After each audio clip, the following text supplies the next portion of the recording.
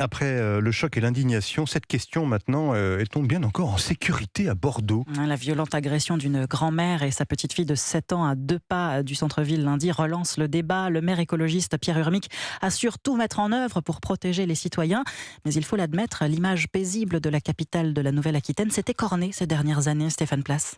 Pour cette commerçante qui tient un café dans le quartier de la Victoire à Bordeaux, pas de doute, la situation ne s'arrange pas. Entre 2019 et 2023, oui, là, il y a beaucoup de changements. L'autre jour, il y a des gens, on ne sait pas pourquoi, ils prennent l'apéro à 19h, ils se mettent à se bagarrer. Je suis même plus en sécurité ici. Mais ce constat et cette inquiétude, eh bien, cette habitante du centre-ville ne les partage pas du tout. Non, j'ai pas de problème particulier. Après, évidemment qu'il en existe, qu'il y a des épisodes de violence dont on peut être témoin. On ne peut pas dire que la ville est en train d'être en développement par rapport à la délinquance. Représentant local du syndicat Unité SGP Police, Jérôme Burny estime surtout que l'évolution de la délinquance bordelaise suit la tendance nationale. Moi, j'ai été affecté ici en septembre 2021 et la première chose qu'on m'a dit ici, c'est que la belle endormie de Bordeaux s'était réveillée. Nous, à Unité SGP Police, mais même tous les syndicats réunis, on le constate. Il n'y a pas débat là-dessus. La violence, elle est partout, en France et à Bordeaux, on n'y échappe pas. Et nous, notre vraie problématique, ce serait le manque de moyens, mais tant police que justice. Ici, ces derniers mois, les atteintes à la personne sont en hausse, plus 12%.